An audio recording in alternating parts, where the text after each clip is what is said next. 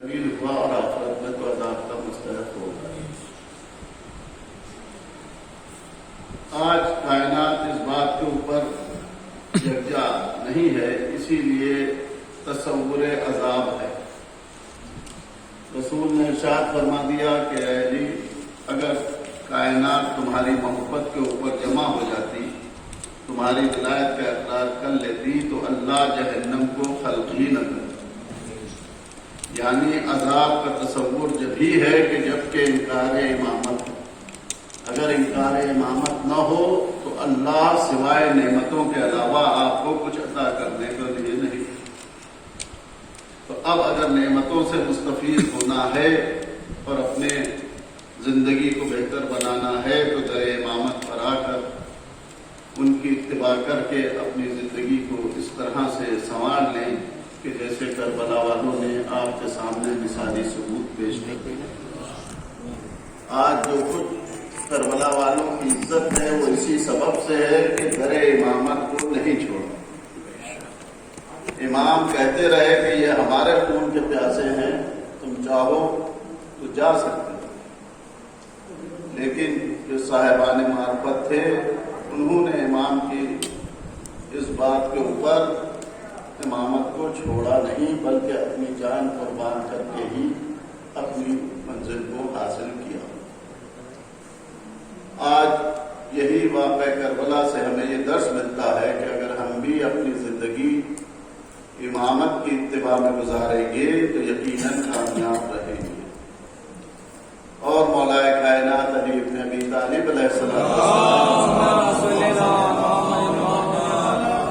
کہ تمام اصحاب کی زندگی کے اوپر جب آپ غور کریں تو یہ بات واضح ہو جاتی ہے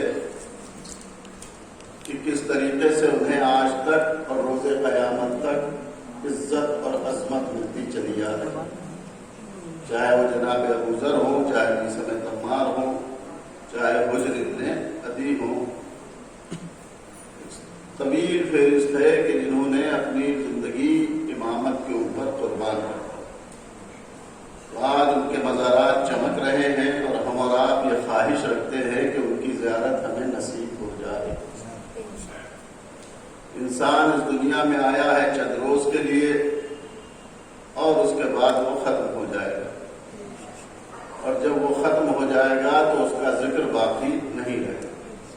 لیکن ہر انسان کے دل میں تمنا یہ ہے کہ وہ باقی رہے اور اس کا ذکر باقی۔ تو اگر وہ چاہتا ہے کہ وہ بھی باقی رہے اور اس کا ذکر بھی باقی رہے تو در امامت سے وابستہ ہو جائے، اسے یہ شرف مل جائے گا۔ ایک نعرہ صلوات۔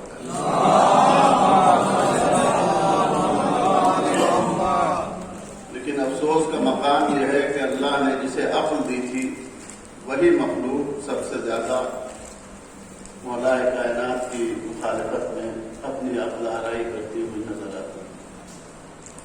جب مولا کے فضائل بیان ہوتے ہیں، مولا کے مناقب بیان ہوتے ہیں تو لوگ اس میں طرح طرح کے اعتراضات پیدا کرتے ہیں۔ یہ اعتراض کا سبب رسول نے بتا دیا کہ علی، تمہاری فضیلت اس کی سمجھ میں آئے گی ہی نہیں کہ جو پاک نسل نہیں پیدا ہوا۔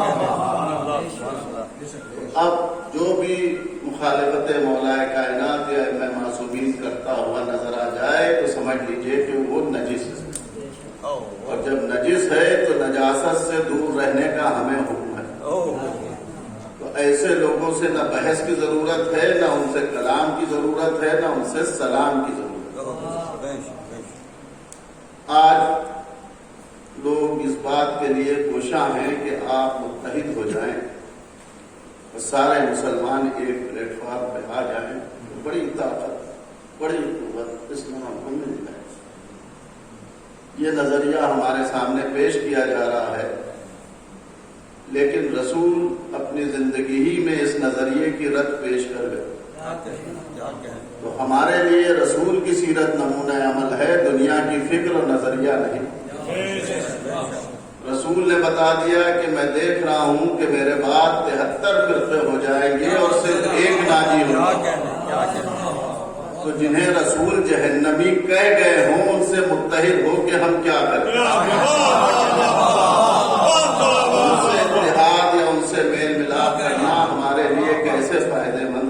کیا کہنے سبحان اللہ بے شک نقصان ہی نقصان ہے. بے شک. اس کی ایک مثال ہے کہ ایک شخص نے ایک بازار میں ڈھیر لگایا پیسوں کا اور یہ کہنا شروع کیا کہ پیسہ پیسے کو کھینچتا. ایک صاحب کی سمجھ میں آیا کہ ہم بھی کوشش کر کے دیکھیں شاید ہم بھی اتنا پیسہ حاصل کر لیں. تو اب ان کے پاس جتنا پیسہ تھا وہ تھیلی میں لے کے گئے اور جانے کے بعد انہوں نے کوشش کرنا شروع کی کہ اب گھسیٹے یہاں تک کہ وہ تھیلی اس پیسے سے جا کے مل گئی. تو اب جو یہ آواز لگا رہا تھا اس نے کہا یہ تھیلی یہیں رکھ دو, یہ تھیلی یہیں رکھ دو. ان کا نہیں بھائی تم کہہ رہے تھے پیسہ پیسے کو کھینچتا ہے. ان کا ہاں دیکھو کھینچ تو لیا. تو اگر اتحاد کا نظریہ رہا تو جو کچھ آپ کا ایمان ہے وہ بے ایمانوں کی کثرت کی سبب سے آپ سے بھی چھپ جائے گا.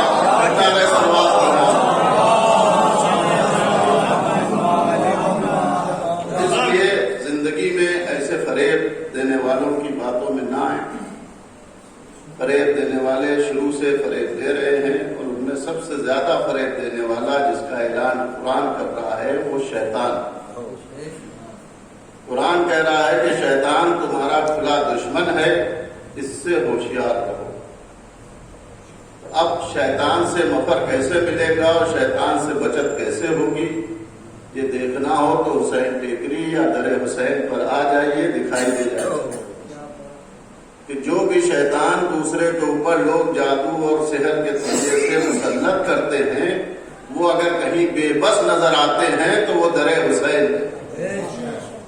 اور اسی لیے آپ دیکھتے ہیں کہ ہر اس طرح کے مریض در حسین پر فریاد کرتے ہوئے نظر آتے ہیں. اب اگر شیطان سے محفوظ رہنا ہے تو پنجتن پاک میں بھی خصوصی ذات امام حسین علیہ السلام کی ذات ہے جو آپ کو ہر مصیبت سے نجات دلا سکتی ہے. اب یہ ہمارا فیصلہ ہے کہ ہمیں نجات چاہیے ہے کہ نہیں چاہیے. آج ہمارے سامنے یہ پریشانی ہے کہ ہم اپنا عمل کیسے ظاہر کریں, کیونکہ جب ہم اپنے عمل کا اظہار کرتے ہیں تو لوگ کہتے ہیں یہ مناسب نہیں, اور اللہ نے اسے فروغ دین کے ذریعے سے ہمارے اوپر واجب کر دیا. جیسے نماز واجب ہے, جیسے روزہ واجب ہے, جیسے حج واجب ہے, جیسے زکوٰۃ واجب ہے, جیسے نہی عن منکر واجب ہے, جیسے امر بالمعروف واجب ہے, جیسے تولا واجب ہے, ویسے ہی تبرع بھی واجب ہے. اور یہ واحد عبادت ہے کہ جو آپ کو بہت آسانی سے شیطانوں سے چھٹکارا دلا دیتی ہے. آپ ادھر تبرع کی تلاوت کریں, تمام شیطان آپ سے دور ہو جائیں گے, چاہے وہ آپ کے درمیان ہو اور چاہے پوشیدہ ہو. ابھی تک آپ سلوات کے فضائل سے آشنا ہیں کہ سلوات پڑھیں گے تو ہمارے مسائل حل ہو جائیں گے, لیکن اسی کے ساتھ ساتھ سلوات وہاں تک جائے گی جہاں تک پاکیزگی ہوگی. جہاں تک پاکیزگی ہوگی اس کا دائرہ حدود حفاظت کا وہاں تک ہو, لیکن جہاں سے نجاست شروع ہوگی وہاں کے لیے کوئی دوسرا عمل ہونا چاہیے کہ جس سے آپ محفوظ رہ سکیں. اس کے لیے یہ تبرع اللہ نے بنایا اور یہ فطری عمل ہے. ہر انسان کے دل میں یہ جذبہ ہے کہ وہ اچھے کو اچھا کہے اور برے کو برا کہے, اور ہر انسان ہر موقع کے اوپر اچھے کو اچھا کہتا ہے اور برے کو برا کہتا ہے, کسی کو برا نہیں لگتا. لیکن جب دشمن اہل بیت کو برا کہا جاتا ہے تو لوگوں کو برا لگنے لگتا ہے. تو یہ کیا وجہ ہے؟ اس کی وجہ یہی ہے کہ چونکہ غذا کے ذریعے سے یا فکر کے ذریعے سے نجاست ہمارے اندر داخل ہو گئی. اب اس نجاست سے چھٹکارا کیسے پایا جائے اور نجات کیسے پائی جائے, تو اس کے لیے تبرع, اور یہ ایسا مجرب عمل ہے کہ جس کو اگر آپ کر لیں تو اس کی کاٹ کسی کے پاس نہیں، اور اس کے بغیر اسلام کا آغاز بھی نہیں ہوتا۔ یعنی آپ کلمہ پڑھیں گے تو لا الہ الا اللہ، یہ نہیں کہ بہت سے اللہ ہیں اور ہمارا اللہ بھی ہے، نہیں، کوئی اللہ نہیں ہے۔ پہلے ذہن سے اس بات کو ہٹائیے کہ اور کوئی نہیں ہے، اور اس کے بعد کہیے کہ اللہ وحدہ لا شریک ہے، تو آپ کا کلمہ کلمہ ہے تو یہ 10ویں نمبر پہ، لیکن آغاز اسی سے ہوتا۔ اب لوگ سمجھتے ہیں کہ 10واں نمبر کم نمبر ہے، نہیں، سیڑھیاں ہیں۔ پہلی سیڑھی نماز، دوسری سیڑھی روزہ، تیسری سیڑھی حج، اور جب یہ سیڑھی بلند ہوتے ہوتے 10ویں منزل پہ پہنچتا ہے تو عملی شکل میں سلمان کی طرح نظر آتا ہے۔ جب اس کی اتباع کرتے ہوئے یہ منزل پہنچتی ہے تو اس کی ڈگری حاصل کرنے والے کی ذات کا نام جناب سلمان فارسی، اور ان کی وہ ذات ہے کہ جو کہ دشمنان دین سے رسول کو محفوظ کرنے کا مشورہ دیا جنگ خندق میں، کہ ہمارے کیا یہ طریقہ ہے کہ اگر دشمن کثرت سے ہو اور دفاع کرنے والے کم ہوں تو ایک خندق کھود لی جاتی۔ تو چونکہ دل میں حفاظت رسول کا جذبہ تھا تو سلمان و اہل بیت منی ہو گیا۔ اس کو سمجھیے کہ اہل بیت میں کیوں شامل ہو گئے؟ حفاظت رسول اور آل رسول کا جذبہ تھا تو اہل بیت میں شامل ہو گئے، اور اگر یہ جذبہ نہیں تھا تو زوجہ آئی چادر تک، لیکن کہہ دیا خیر پہ ہو، اہل بیت میں نہیں ہو، کیونکہ جذبہ وہ دل میں نہیں تھا۔ شرف حاصل کرنے کا جذبہ تھا، لیکن اہل بیت کی حفاظت کا جذبہ نہیں تھا۔ تو اللہ کے رسول نے کہہ دیا خیر پہ ہو، لیکن اہل بیت میں سے نہیں ہو سکتا۔ اور ایک شخص کے جو یہ خواہش بھی نہیں رکھتا ہے کہ اسے اہل بیت میں شامل کیا جائے، وہ اپنے جذبے کے سبب اہل بیت کے داخل ہونے کا شرف حاصل کر رہا ہے۔ تو یہ کل کی منزل تھی کہ جب اہل بیت ہمارے سامنے ہمارے اعتبار سے جیسے ہم اور آپ ہیں اسی طرح سے روبرو تھے، لیکن آج بھی وہ عمل ویسے ہی جاری ہے۔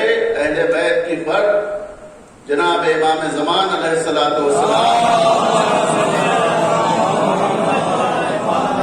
پردہ غیب میں موجود ہیں، ہماری نگاہیں انہیں نہیں دیکھ پا رہی، لیکن ہماری ڈیوٹی وہی ہے، ہمارا فرض اسلامی طور پہ وہی ہے کہ جو 11 اماموں کے لیے دیگر اصحاب نے ادا کیا،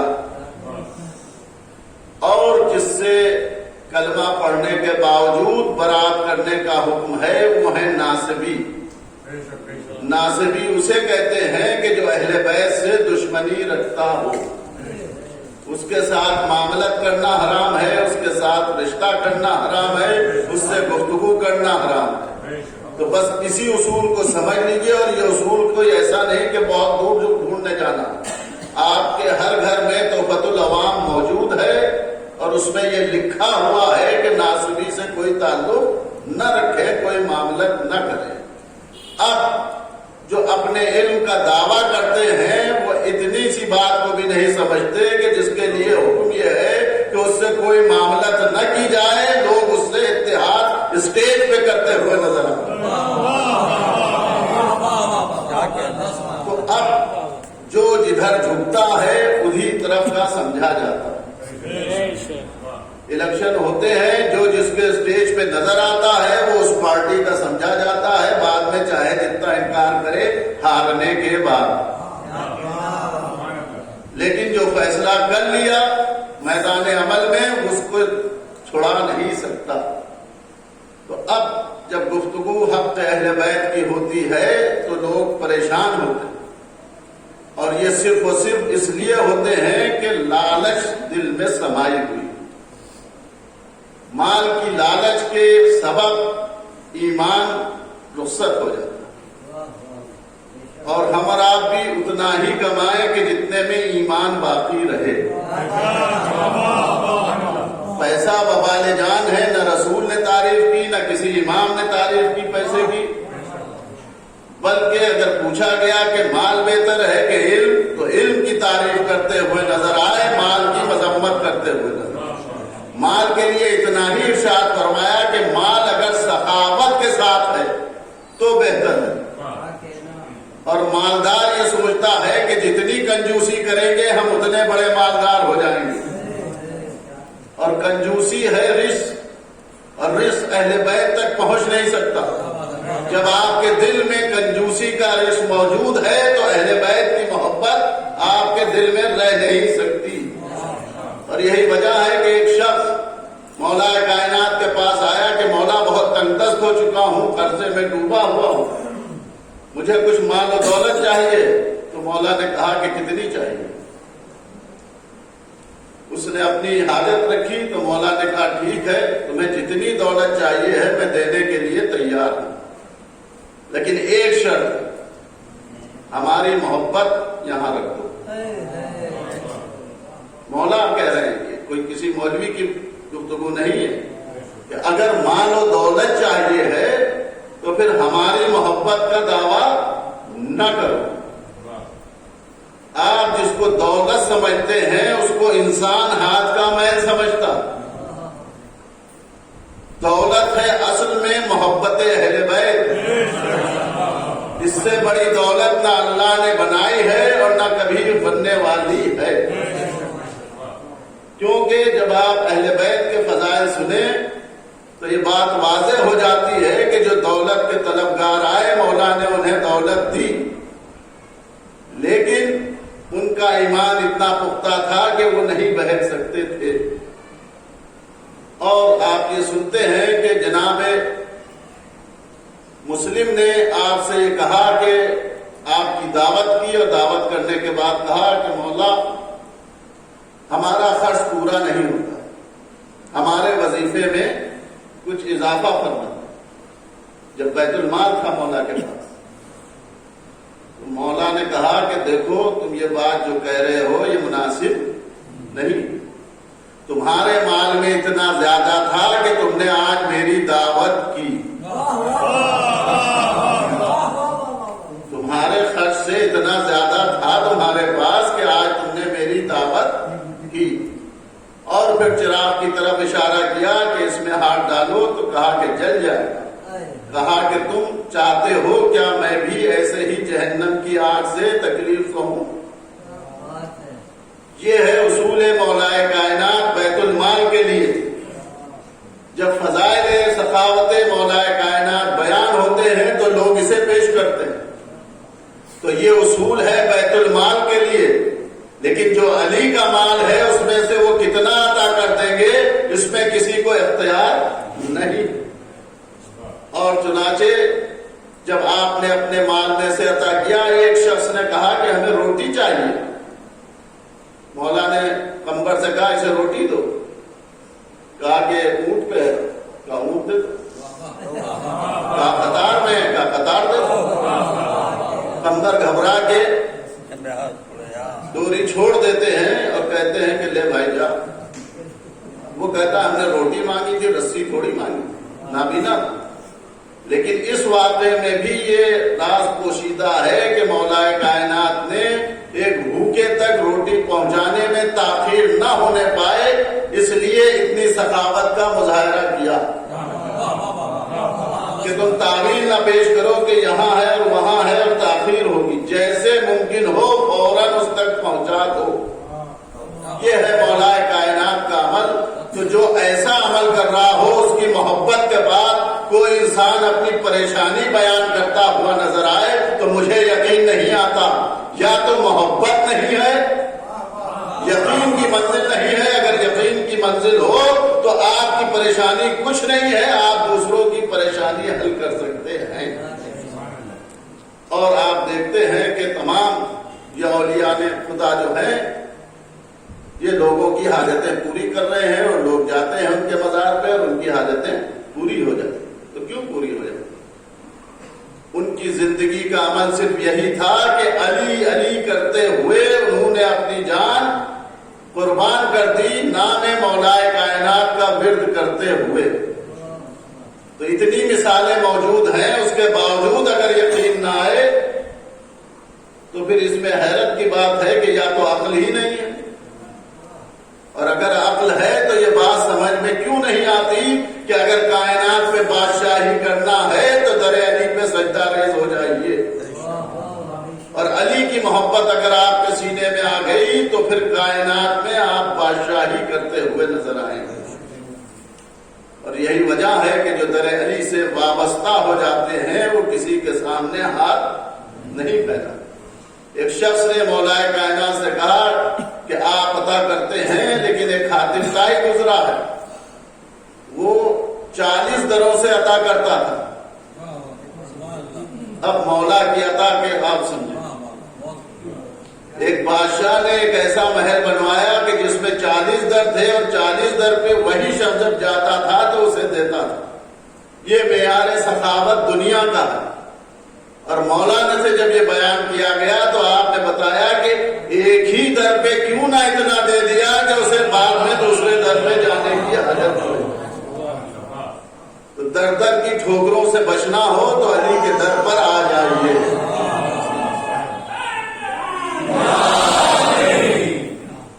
اور علی کی محبت وہ عظیم محبت ہے کہ جس کے لیے چاہنے والوں نے ایسی مثالیں پیش کر دی ہیں کہ جس کا آپ ادراک بھی نہیں کر سکتے. حجر ابن عدی کی شام میں آپ لوگ زیارت کے لیے گئے ہوں گے. ان کی شہادت بھی امام حسین علیہ السلام کی شہادت کے مطابق بتائی جاتی ہے کہ ان کے بچے بھی 3 ان کے سامنے قتل ہوئے.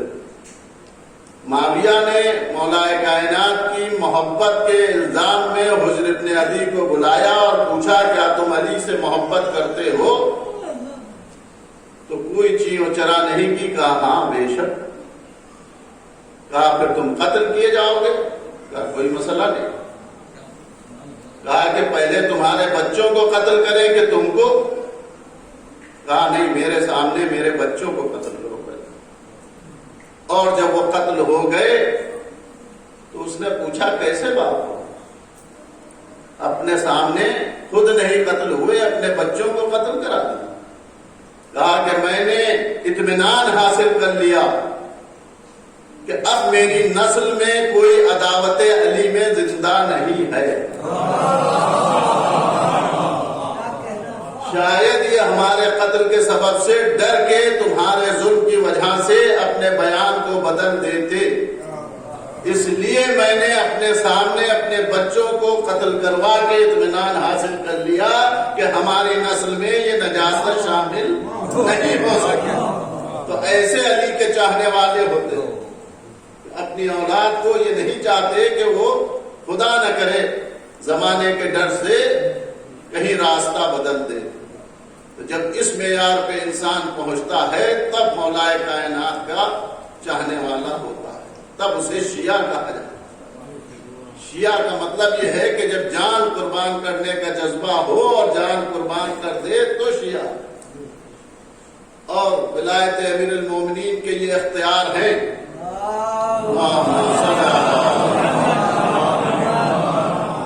کہ شہادت کے بعد بھی عملی زندگی دے دیتے ہیں. چنانچہ خلیفہ دویم کا زمانہ ہے اور ایک شخص آتا ہے کہ جو گناہ کر چکا ہے اور اپنے گناہ کا اقرار کرتا ہے. ادھر تشریف لے آئیں جناب علی متقی صاحب، نعرے صلوات